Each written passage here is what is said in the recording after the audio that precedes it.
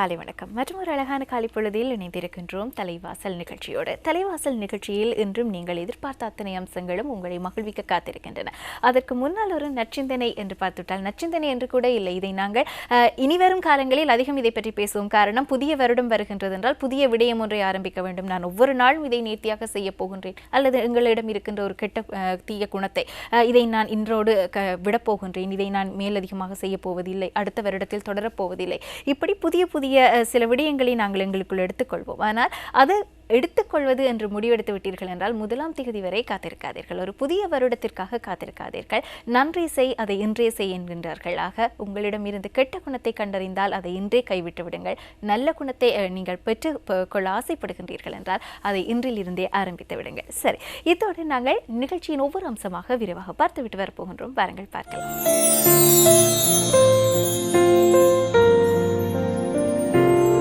அடுத்த அம்சமாக யாவரும் கேளீர் பகுதிக்கு வந்திருக்கின்றோம். யாவரும் கேளீரில் இன்று நாங்கள் பேசப்போவது குழந்தை இன்மை பற்றியதாகவும் அது தொடர்பான சிகிச்சை முறைகள். ஏனென்றால் இதை பற்றி நாங்கள் பல தடவை பேசி இருக்கின்றோம். ஆனால் இன்றளவில் குழந்தை இன்மை என்பதை நாங்கள் பலரும் பேச வேண்டிய, சிந்திக்க வேண்டிய ஒரு காலகட்டமாக மாறியிருக்கின்றது. அதிலும் நீண்ட காலமாக ஒரே சிகிச்சை முறைகள் அல்லாமல் புதிய புதிய சிகிச்சை முறைகள் உட்புகுத்தப்படுகின்ற போது அது தொடர்பான தெளிவையும் அறிவையும் பெற்றுக்கொள்வதும் அவசியம். அந்த அடிப்படையில் தான் இன்றைய தினம் யாவரும் கேளீர் குழந்தை இன்மை பற்றியதாக பேச காத்திருக்கின்றது.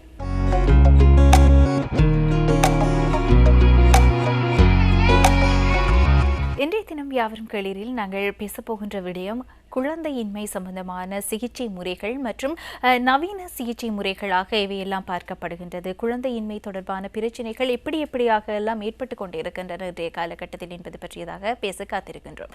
இதற்காக எங்களோடு ஒரு அதிதியை நாங்கள் இணைத்து வைத்திருக்கின்றோம். அவரை பற்றி உங்களுக்கு கூற வேண்டும். குறிப்பாக பேராசிரியர் டாக்டர் எஸ் சாமுண்டி சங்கரி அவர்கள் எங்களோடு இணைந்திருக்கின்றார். ஸ்ரிச்சி ஹாஸ்பிட்டலினுடைய தலைவராகவும் அதே போன்று அதனுடைய பிரதான குழந்தை இன்மை சார்ந்த துறை சார்ந்த வைத்திய நிபுணராகவும் இவர் தன் சேவையை நல்கி வருகிறார். இவரோடு தான் நாங்கள் பேச காத்திருக்கின்றோம். வணக்கம் அம்மா. வணக்கம். குறிப்பாக பார்க்க போனால் இந்த குழந்தையின்மை என்ற பிரச்சனை இன்றைய காலகட்டத்தில் ஒரு 2-3 தசாப்தங்களுக்கு உட்பட்ட காலகட்டத்தில் ஒரு பேசப்படக்கூடிய ஒரு முக்கிய பிரச்சனையாக மாறி இருக்கின்றது தம்பதிகளுக்கு என்றால். இதில் ஒவ்வொருவருக்கும் ஒவ்வொரு விதமான பிரச்சனைகள், ஒவ்வொரு விதமான அவர்களுக்கான பிரத்யேக சிகிச்சை முறைகள் என்று மாறுபட்டு கொண்டிருக்கின்றன. அந்த அடிப்படையில் ஆரம்பத்தில் இந்த குழந்தை இன்மை என்பது எப்படியான காரணிகளால் ஏற்படக்கூடியதாக இருக்கின்றது, அதில் அதிகூடிய தாக்கம் செலுத்துகின்ற காரணிகள் அவை, அதை பற்றி கூறுங்கள். குழந்தையின்மை என்று எடுத்துக்கிட்டாக்கா, இப்போ ஆண்களுக்கு 40%, பெண்களுக்கு 40%, இருவருக்குமே 20% அந்த மாதிரி குழந்தையின்மை காரணங்கள் இருக்கின்றன. இதில் பார்க்க போனால் இப்போ இருக்கிற நாகரிக உலகத்தில் யாருக்குமே டைம் இல்லாமல் ஓடிட்டுருக்காங்க. வாழ்க்கை முறை மாற்றங்கள் நிறைய இருக்கிறது. அதனால் அவங்களால சரியான டைமில் சாப்பிட முடியல, சரியான டைமில் தூங்க முடியல, போதுமான அளவு தண்ணி குடிக்கணும், அது இல்லாமல் எக்ஸசைஸே கிடையாது, அது இல்லாமல் ஜங்க் ஃபுட் ஹேபிட்ஸ், இதெல்லாம் சத்தே இல்லாமல் உணவு முறைகள், இதெல்லாம் இது பண்ணுறதுனால இப்போ நிறைய அதிகமாகிடுச்சு. இப்போ பார்த்தாக்கா ஆண்களுக்கு முதல்ல 40% தான், இப்போ பார்த்தா ஈவன் 10% அதிகமாகிடுச்சு. 50% இப்போ அவங்க காரணமாக இருக்கிறாங்க. பெண்களுக்கு இப்போ எல்லாருமே இப்போ கெரியர் மைண்டடாக இருக்கிறாங்க. எல்லாம் அவங்க அவங்களுடைய தொழிலை ஃபஸ்ட்டு முன்னேறணும், அதில் ஒரு லெவலுக்கு வரணும், அதுக்கப்புறம் தான் நம்ம திருமணத்தை பற்றி சிந்திக்கணும், அதுக்கப்புறம் தான் குழந்தையை பற்றி சிந்திக்கணும்னு நினைக்கிறாங்க. அது அந்த அணுகுமுறையை மாற்ற வேண்டியது மிக அவசியம். அதாவது ஒரு பெண்ணுக்கு 20லேருந்து 30 வயதுக்குள்ளே தான் பீக் ஃபெர்டிலிட்டி டைம். அப்போ தான் அந்த பெண் கருவுறதுக்கு அதிக வாய்ப்பு இருக்கிறது. அந்த 30 வயதுக்கு மேலே போகிற சமயத்தில் என்ன ஆகுறது, இந்த ஏக் ரிசர்வ், அதாவது அவங்களுடைய ஓவரியில் இருக்கிற அந்த கருவோட எண்ணிக்கை குறைஞ்சிட்டே வரும். 30 வயசுலேருந்து குறைய ஆரம்பிக்கும். 35 வயசில் நல்லாவே குறையும். 40 வயசுக்கு மேலே ரொம்ப குறையும். அது இல்லாமல் 35 வயசுக்கு மேலே அந்த பெண்களுக்கு அந்த கரு முட்டையில் சில மாற்றங்கள் ஏற்படுகிறதுனால அவங்களுக்கு இந்த டவுன் சிண்ட்ரோம், அந்த மூளையில் வளர்ச்சி இல்லாமல் பிறக்கக்கூடிய குழந்தைகள் அதிகமாக அதனால் பெண்கள் முடிஞ்ச அளவு அவங்களுக்கு 35 இயர்ஸ்க்கு முன்னாடி அவங்களுடைய குழந்தைங்களை பெற்றுக்கொள்ள வேண்டியது மிக அவசியம். அது ஒன்று இருக்குது. ஆண்கள் இப்போ நிறைய வாழ்க்கை முறை மாற்றங்கள், அதாவது எல்லாருமே ஸ்மோக் பண்ணுறாங்க, எல்லாருமே வந்து ட்ரிங்க் பண்ணுறாங்க, எல்லாம் நைட்டு டியூட்டிஸ் நிறையா பண்ணுறாங்க. இதனால் அவங்களுக்கு அந்த டயனல் வேரியேஷன் இதெல்லாம் இருக்குது. இதெல்லாம் இருக்கிற சமயத்தில் அவங்களுக்கு வந்து நிறைய அதிகமாகிடுச்சு. இப்போ WHO ரிப்போர்ட் பிரகாரம் பார்த்தா 2050 ஆண்களுக்கு ஸ்பெர்மே இல்லாமல் போகலான்ற அளவுக்கு ஒரு மாற்றங்கள் இதுவாக இருக்குது. இதில் வந்து என்வைரன்மெண்டல் பொல்யூஷன், அது இல்லாமல் குளோபல் வார்மிங், நிறைய காரணங்கள் இது அதிகமாக இருக்குது. இப்போ அதெல்லாம் வந்து மாற்ற வேண்டியது மிக அவசியம். அதேவேளை இந்த சிகிச்சை முறைகளில் பலருக்கும் தெரிந்த ஒரு விடயம் இந்த சோதனை குழாய் மூலமான குழந்தை பிறப்பு, அது தொடர்பான சிகிச்சை இருந்த போதிலும் நீங்கள் புதிதாக உங்களுடைய சிகிச்சைகள் முறைகளை நீங்கள் மெருகூட்டுகின்ற போது இந்த கிரீன் IVF என்கின்ற அந்த முறை பற்றி கூறியிருந்தீர்கள் அல்லவே, அதை பற்றி கூறுங்கள். அதனுடைய விளக்கம் அது என்ன மாதிரி? கிரீன் IVFன்றது நாங்கள் காயின் பண்ண ஒரு டெர்மினாலஜி. அதாவது இப்போ எல்லாமே you have to go green, உலகமே வந்து கிரீன் நோக்கி போயிட்டு இருக்குது. இதில் வந்து ஐவிஎஃப்ஐயும் ஒரு கிரீன் IVF-ஆக பண்ணணுன்ற ஒரு உணர்ச்சியோடு நாங்கள் இதை ஆரம்பித்தோம். என்னன்னாக்கா இங்கே சென்னையில் வந்து நாங்கள் அதான் பண்ணிகிட்ருக்குறோம். அதில் வந்து என்னென்னா இப்போ ஐவிஎஃப்க்கு வந்து நிறைய இன்ஜெக்ஷன்ஸ் போட வேண்டியிருக்கும். இந்த ஹார்மோன் இன்ஜெக்ஷன்ஸ் வந்து நிறைய போட வேண்டியிருக்கும். அதனால் அந்த பெண்ணுக்கு உடலில் வந்து சில மாற்றங்கள் ஏற்படலாம். அது இல்லாமல் நிறைய முறைகள் அந்த மாதிரி பண்ணுறதுனால இப்போ சிலரெல்லாம் வந்து 5-6 முறை கூட IVF பண்ணிக்கிறாங்க. அந்த மாதிரி பண்ணுற சமயத்தில் இன்ஜெக்ஷன்ஸ் நிறையா போட போட அவங்களுக்கு வந்து பிற்காலத்தில் வந்து சில சேஞ்சஸ் ஏற்படலாம். ஓவேரியன் கேன்சர் இந்த மாதிரி எல்லாம் ஏற்படக்கூடிய வாய்ப்பு இருக்கிறது. அது ரொம்ப ரிமோட் சான்ஸ் தான், எல்லாருக்குமே அந்த மாதிரி வரும்னு இல்லை, பட் ஏற்படக்கூடிய வாய்ப்பு இருக்கிறது. ஸோ அதனால் வந்து மினிமல் எவ்வளோ தூரம் அவங்க உடம்பை அதிகமாக பாதிக்காமல் இன்ஜெக்ஷன்ஸ் எவ்வளோ குறைவாக குறைச்சி கொடுக்க முடியுமோ அந்த மாதிரி கொடுத்து நாங்கள் இது பண்ணுறோம். அது இல்லாமல் வந்து இப்போ வெளிநாட்டிலேருந்து வரவங்க இப்போ இங்கேருந்து வந்தால் கூட அவங்க வந்து ஒரு 2 வாரம் மட்டும் வந்தால் போதும், வந்து அவங்களுக்கு மினிமல் இன்ஜெக்ஷன்ஸ் கொடுத்து ஒரு 4 நாள் தான் அப்படி கொடுக்கணும், 4 நாள் 5 நாள் கொடுத்து அவங்களுடைய எக்ஸை ரிட்ரீவ் பண்ணி அந்த முட்டைகள் வந்து இந்த கருமுட்டைகளும் வந்து நேச்சுரலாக நார்மலாக செலக்ட் ஆன கருமுட்டைகள். ஸோ அதில் வந்து IVF பண்ணுற சமயத்தில் சக்ஸஸும் அதிகமாக இருக்குது. ஸோ அது வந்து அவங்க நிறைய நாள் இருக்க வேண்டியதில்லை, நிறைய டைம் வேஸ்ட் பண்ண வேண்டியதில்லை, நிறைய பணம் வேஸ்ட் பண்ண வேண்டியதில்லை. அவங்களுடைய உடம்புக்கும் அது ரொம்ப நல்லது. ஏன்னா அவங்க நிறைய இன்ஜெக்ஷன்ஸ் போட்டுக்க வேண்டியதில்லை, பண்ணிவிட்டு ஒரு 4-5 நாளில் அவங்க திரும்பி ஊருக்கு வந்துடலாம். ஸோ இந்த இது வந்து அவங்களுக்கு மிகப்பெரிய வரப்பிரசாதமாக இருக்கிறது. யங்ஸ்டர்ஸ் இப்போ IT ஃபீல்டெல்லாம் இருக்காங்க, அவங்களுக்கு நிறைய லீவ் எல்லாம் இருக்காது, நிறைய டைம் அடிக்கடி போயிட்டு ஸ்கேன் பண்ணிக்க முடியாது, இன்ஜெக்ஷன்ஸும் போட்டுக்க முடியாது. அந்த மாதிரி இருக்கிறவங்களுக்கு இது ரொம்ப மிகப்பெரிய வரப்பிரசாதமாக இருக்குது. இது நிறையா பண்ணிகிட்ருக்கோம். இது வந்து ஆல்மோஸ்ட் ஈக்குவலன் டு நார்மலாக பண்ணுற IVF-க்கு இதுக்கும் அதிக வித்தியாசம் இல்லை, நல்ல வெற்றி வாய்ப்புகள் அதிகமாக தான் இருக்குது. இதை பற்றி இப்போ ரீசெண்டாக ASRM American society of reproductive medicine ஒரு மீட்டிங் நாங்கள் அட்டன் பண்ணுறோம் வருஷம். அதில் வந்து இதை பற்றி ரொம்ப அதிகமாக இந்த இதில் பேசினாங்க, இந்த மினிமல் ஸ்டிமுலேஷன் இதை பற்றி. இந்த முறையை வந்து நாங்கள் கிட்டத்தட்ட 10 வருஷமாக பண்ணிகிட்ருக்கோம். ஆல்ரெடி நிறைய பேர் அதனால் பயனடைஞ்சிருக்கிறாங்க. சிறப்பு. அதேவேளை சிலருக்கு இந்த குழந்தை இன்மைக்கான சிகிச்சைகளை பெற்றுக்கொள்கின்ற போது, குழந்தை பெறுவதற்கான சிகிச்சைகளை செயற்கையான முறையில் குழந்தையை கருத்தரித்துக் கொள்வது அல்லது பொதுவான சிகிச்சைகளின் போதும் பெறுப்பேறு என்பது சொற்பளவில் இருக்கின்றது, அல்லது பெறுப்பேறு என்பது நீண்ட காலத்தின் பின் கிடைக்கக்கூடியதாக இருக்கின்றது. அந்த அடிப்படையில் இந்த பெறுப்பேற்றை எங்களுக்கு ஏதுவான பெறுப்பேறாக மாற்றிக்கொள்வதற்கு, அதை மெருகூட்டிக் கொள்வதற்கு எவ்வாறான வழிமுறைகளை கையாளக்கூடியதாக இருக்கும்? இப்போ IVF-னாக்கா அதில் வந்து 40 to 60% அந்த அளவு தான் சக்ஸஸ் இருக்குது.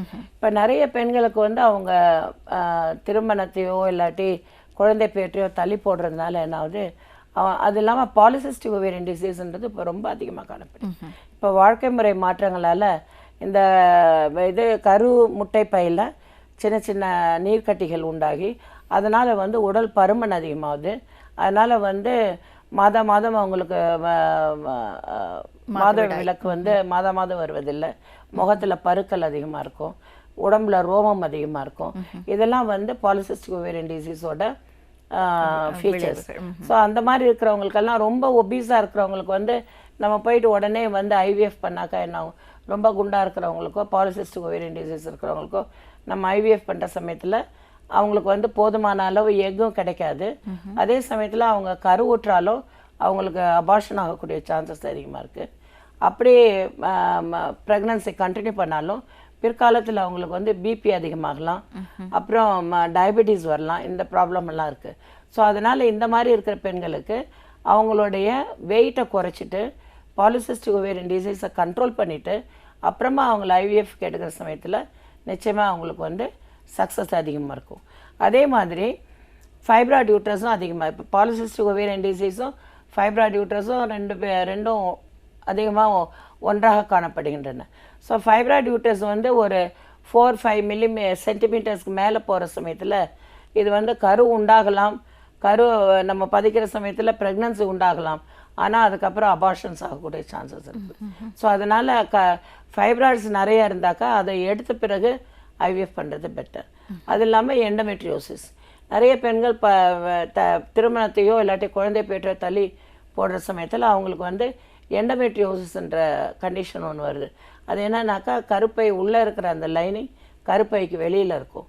ஸோ அது மாத விலக்கு வர சமயத்தில் அதுவும் ப்ளீட் ஆகும்.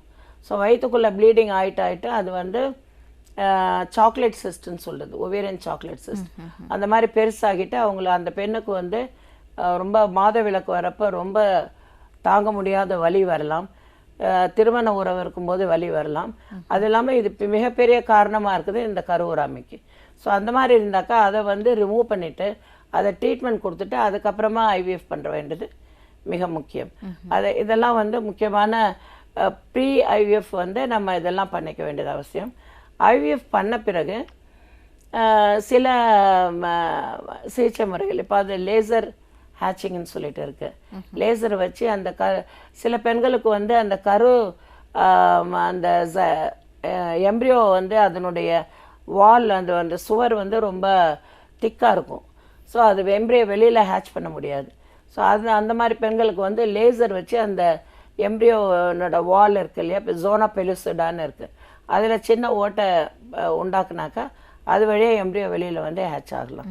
அது இல்லாமல் எம்ப்ரியோ க்ளூன்னு இருக்குது, அது வந்து எம்ப்ரியோ போய் ஒட்டிக்கிறதுக்கு ரொம்ப முக்கியமான இதுவாக இருக்கும். இது இல்லாமல் ஹிஸ்டாஸ்கோப்பின்றது மிக முக்கியமான ஒரு டெஸ்ட். அது சில பெண்களுக்கு வந்து கருப்பை உள்ள செப்டம், அதாவது கஞ்சனெட்டில் அவங்க பிறக்கும் போதே வந்து செப்டம் மாதிரி இருக்கும், நடுவில் ஒரு சுவர் மாதிரி இருக்கும். அது இருந்தாக்கா அவங்களுக்கு கருவும் உண்டாகாமல் போகலாம், அதே சமயத்தில் கரு உண்டானாலும் அபார்ஷன் ஆகலாம். ஸோ அது இருக்கிறதான்னு பார்க்குறதுக்கு இந்த ஹிஸ்டாஸ்கோப்பி மிக முக்கியம். அது இல்லாமல் சப்மியூக்கஸ் ஃபைப்ராய்டுன்னு சொல்கிறது, இந்த கருப்பை உள்ளே இருக்கிற ஃபைப்ராய்டு. அது இல்லாமல் பாலிப்னு ஒன்று இருக்குது, எண்டோமெட்ரியல் பாலிப். அது இல்லாமல் அடிஷன்ஸ், இப்போ நிறைய பேர் வந்து டிஎன்சின்ற செய்முறையை அதிகமாக பண்ணிப்பாங்க. ஸோ அந்த மாதிரி அதெல்லாம் ப்ரீவியஸ் அபார்ஷன் அப்பையும் இந்த டிஎன்சி பண்ணுற சமயத்தில் கருப்பை உள்ள அந்த அடிஷன்ஸ்ன்ற அந்த ஒட்டுத்தன்மை அதிகமாக இருக்கும். ஸோ கருப்பையினுடைய கேவிட்டி வந்து குறைவு. ஸோ அந்த மாதிரி இருக்கிற சமயத்தில் அவங்களுக்கு குழந்தை உண்டாகாது. ஸோ இந்த மாதிரி எல்லாம் இருக்கிறதா என்று ஐவிஎஃப்க்கு முன்னாடி பார்க்க வேண்டியது மிக அவசியம். அது முன்னாடி ஒரு 3 day அல்ட்ராசவுண்ட் ஒன் பண்ணாக்கா நமக்கு ஏதாவது ப்ராப்ளம்ஸ் இருக்குதான்னு தெரியும். இப்போ பெரும்பாலானவர்களுக்கு நார்மலாக இருக்கிறப்ப அது தேவையில்லை, இந்த ஹிஸ்டாஸ்கோப்பி தேவையில்லை. இந்த மாதிரி நிறைய நாளில் கரு உண்டாகாமல் இருக்குது, அது இல்லாமல் அவங்களுக்கு வந்து ரிப்பீட்டடாக ஃபெயிலியர் ஆகுது, இந்த மாதிரி இருக்கிறவங்களுக்கு டெஃபினட்டாக வந்து ஹிஸ்டாஸ்கோப்பி என்ற செய்முறையை, அதாவது கரு உள்புற நோக்கி அது வந்து ஒரு டெலிஸ்கோப்பை வந்து கருப்பை உள்ளே செலுத்தி ஏதாவது ப்ராப்ளம் இருக்கான்னு பார்க்குறது. அது வந்து இப்போ நாங்கள் வந்து ஒசாமா ஷாக்கி, ப்ரொஃபஸர் ஒசாமா ஷாக்கின்னு சொல்லிட்டு இதில் ஈஜிப்ட்லேருந்து வந்து அங்கே இந்தியா ஃபுல்லாக அவர் வந்து அந்த ஒர்க் ஷாப் நடத்திட்டுருக்காரு. எங்கள் சென்டர் சிருஷ்டி ஹாஸ்பிட்டல்லையும் அவர் கிட்டத்தட்ட 7 முறை வந்து பண்ணியிருக்காரு. அவர் வந்து பண்ணும்போதெல்லாம் நிறைய பெண்கள் அதனால் பயனடைஞ்சிருக்காங்க. நாங்களும் அதை வந்து கண்டினியூஸ் ப்ராசஸாக பண்ணிகிட்ருக்குறோம் அது எங்கள் அகாடமியில். சிறப்பு. நாங்கள் குழந்தையின்மை தொடர்பான மருத்துவ முறைகள், அதிலும் நவீனமாக உட்புகுத்தப்பட்டிருக்கின்ற மருத்துவ சிகிச்சை முறைகள், அவர்கள் எவ்வாறான சிகிச்சை முறைகளை யாருக்கு குறிப்பாக தேவைப்படுகின்றது என்பது பற்றியெல்லாம் நாங்கள் பேசிக்கொண்டிருக்கின்றோம். அந்த வகையில் பெண்களுக்கான எவ்வாறான பிரச்சனைகளை அவர்கள் எதிர்கொள்கின்றார்கள், அதேவேளை அவர்களுக்கான தனிப்பட்ட முறையிலான பரிசோதனைகள், சிகிச்சை முறைகள் பற்றி கூறியிருந்தீர்கள். இதேவேளை ஆண்களுக்கு என்று இருக்கின்ற போது அவர்களுக்கு எவ்வாறான பிரத்யேகமான பிரச்சனைகள் இந்த குழந்தையின்மை தொடர்பாக ஏற்படுகின்றது, அதற்கான சிகிச்சை முறைகள் அதை பற்றி கூறுங்கள். ஆண்களுக்கு பெரும்பாலும் இந்த வாழ்க்கை முறை மாற்றங்களால் நிறைய பேருக்கு இப்போ வந்து உயிரணுக்கள் குறைஞ்சிருக்குது. அதை வந்து ஆலிகோஸ்பெர்மியா ஏசோஸ்பெர்மியான்னு சொல்லுவோம். ஏசோஸ்பெர்மியா வந்து அவங்களுக்கு வந்து உயிரணுக்களே இல்லாமல் இருக்கும். அது இந்த விந்து பரீட்சை செய்யும்போது உயிரணுக்களே இல்லாமல் இருக்கலாம். அதை வந்து 2 டைப்பாக சொல்கிறோம், அப்ஸ்ட்ரக்டிவ் அண்ட் நான் அப்ஸ்ட்ரக்டிவ். நான் அப்ஸ்ட்ரக்டிவ்னாக்கா அவங்களுக்கு வந்து ஹார்மோன் லெவல்லே குறைவாக இருக்கிறதுனால அவங்களுக்கு ஸ்பெர்மே உண்டாகாது. அப்ஸ்ட்ரக்டிவ்னாக்கா அவங்களுக்கு ஸ்பெர்ம் உண்டாகும், ஆனால் வர பாதையில் பிளாக் இருக்கும்.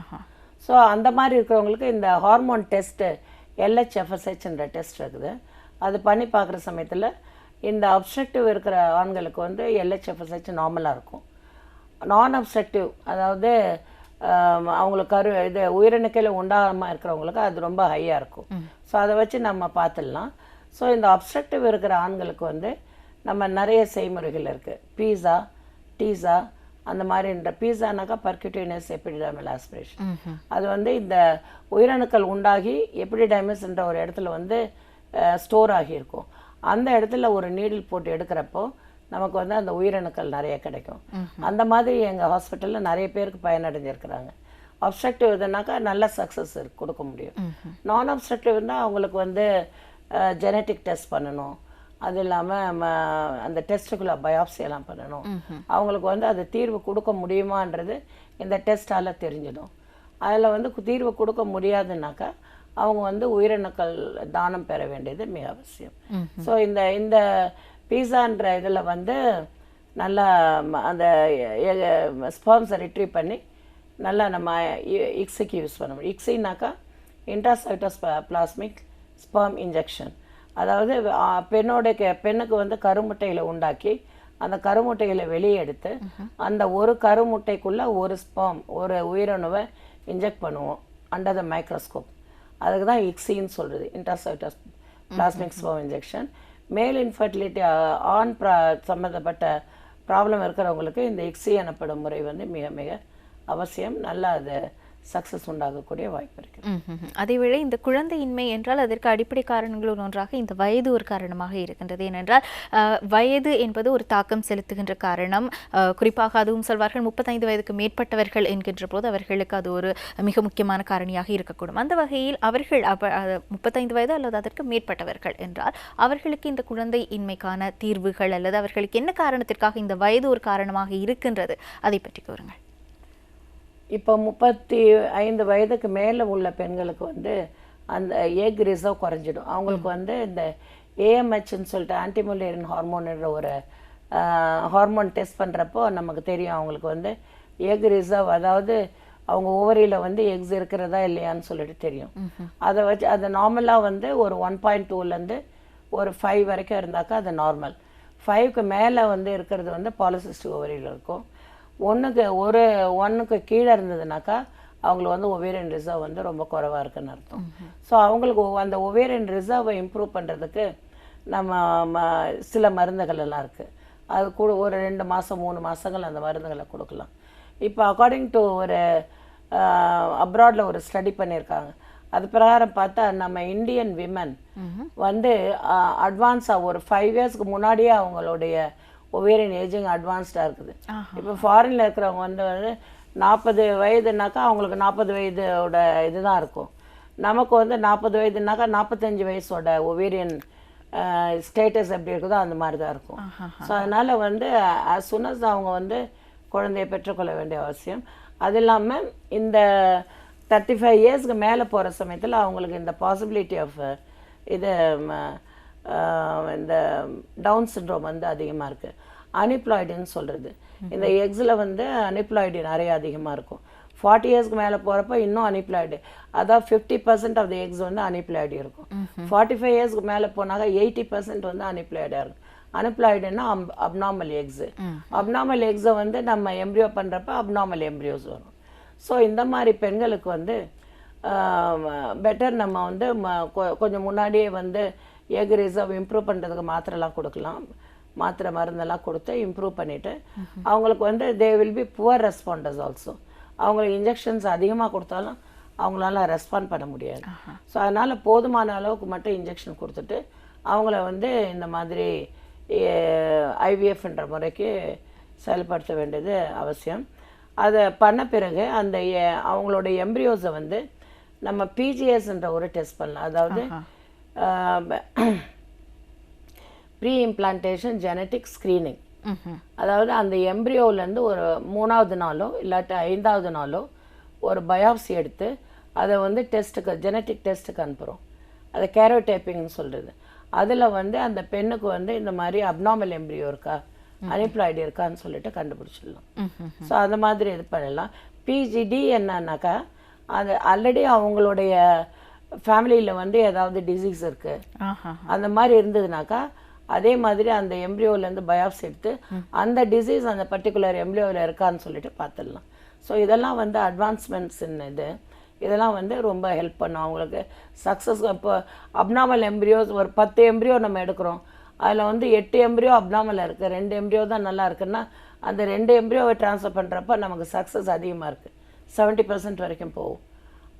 நம்ம அதே எம்ப்ரியோவை அப்நார்மல் எம்ப்ரியோவை ட்ரான்ஸ்ஃபர் பண்ணாக்கா சக்ஸஸ் வந்து குறையும்.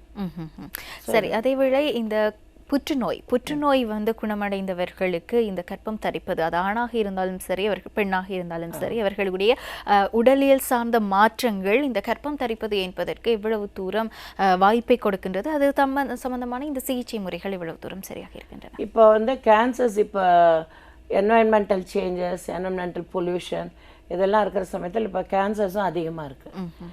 பெண்களுக்கு வந்து ஓவேரியன் கேன்சர்ஸ், எண்டோமெட்ரியல் கேன்சர்ஸ் இதெல்லாமே அதிகமாக வருது. மார்பக புற்றுநோய் எஸ்பெஷலி ரொம்ப அதிகமாக காணப்படுகிறது.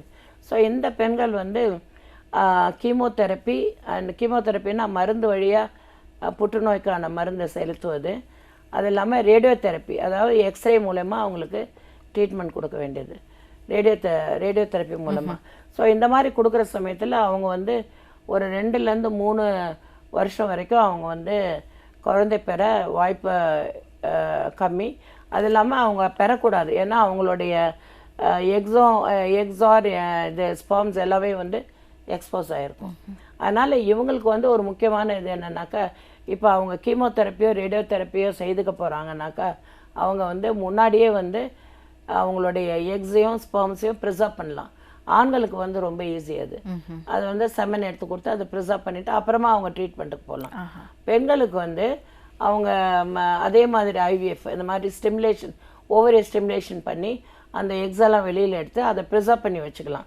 திருமணம் ஆகாதவங்கள்னாக்கா எக்ஸை ப்ரிசர்வ் பண்ணி வைக்கலாம், திருமணம் ஆனவர்கள்னாக்கா எம்ப்ரியோ பண்ணி அதை ப்ரிசர்வ் பண்ணி வச்சுக்கலாம். அது இல்லாமல் சோஷியல் ப்ரிசர்வேஷன் இப்போ இருக்குது. இப்போ நிறைய பெண்கள் கேரியரை முடிச்சுட்டு தான் நாங்கள் இப்போ 30 வயது இருக்கும் அவங்களுக்கு, நாங்கள் 40 வயதுலலாம் திருமணம் பண்ணிக்கலாம்னு சொல்லுவாங்க. அப்படி இருக்கிறவங்களுக்கு வந்து அந்த 30 இயர்ஸ்லேயே அவங்களோட எக்கு யங்காக இருக்கும். அந்த சமயத்தில் அந்த எக்கை எடுத்து ப்ரிசர்வ் பண்ணி வச்சுட்டு அவங்க எப்போ கன்வீனியண்ட்டாக இருக்கோ அந்த எம்ப்ரியோவை அப்போ ட்ரான்ஸ்ஃபர் பண்ணிக்கலாம். அந்த மாதிரி இந்த ஃபெர்டிலிட்டி ப்ரிசர்வேஷன்ன்றது மிக முக்கியமான ஒரு தீர்வாக இருக்குது இந்த மாதிரி பெண்களுக்கு. சரி, தொடர்ச்சியாக நாங்கள் இந்த குழந்தை இன்மை தொடர்பான நவீன சிகிச்சை முறைகள் எப்படியாக இருக்கின்றது, அதிலும் பலதரப்பட்டவர்கள் இருப்பார்கள், ஒருவர் போன்று இன்னொருவர் இருப்பதில்லை, அந்த அடிப்படையில் அவர்களுக்கான பிரத்யேகமான சிகிச்சை முறைகள் என்பது எப்படி இருக்கின்றது என்பது பற்றியெல்லாம் பேசிக்கொண்டே இருக்கின்றோம் டாக்டர் சாமுண்டி சங்கரி அவர்களோடு. இந்த கலந்துரையாடல் என்பது ஒரு பெரிய பரந்துபட்ட பரப்பு, அதாவது குழந்தை இன்மை தொடர்பான சிகிச்சை முறை என்பது ஒரு ஆழமான அதேவேளை பரந்துபட்ட ஒரு தலைப்பாக இருக்கின்றதாக இதை ஒரு குறுகிய நேரத்துக்குள் எங்களால் பேசி முடித்துவிட முடியாதாக. எதிர்வரும் காலங்களில் நீங்கள் தொடர்ச்சியாக நிகழ்ச்சியை பார்ப்பதன் வாயிலாக இதனுடைய தொடர்ச்சியை நீங்கள் பார்க்கக்கூடியதாக இருக்கும். இந்த அளவில் நாங்கள் இத்தோடு எங்களுடைய அதிதிக்கு நன்றி கூறி இந்த பகுதியை நிறைவு செய்ய காத்திருக்கின்றோம். எங்களோடு இந்த நவீன சிகிச்சை முறைகள், குறிப்பாக இன்று புதிதாக இருக்கின்ற, பலருக்கு தெரியாத புதிதாக இருக்கின்ற சிகிச்சை முறைகளும் அது பற்றிய விளக்கங்களையும் கூறியிருந்தார் எங்களுடைய அதிதியாக. உங்களுக்கு எங்களுடைய நன்றிகள் அம்மா. நன்றி.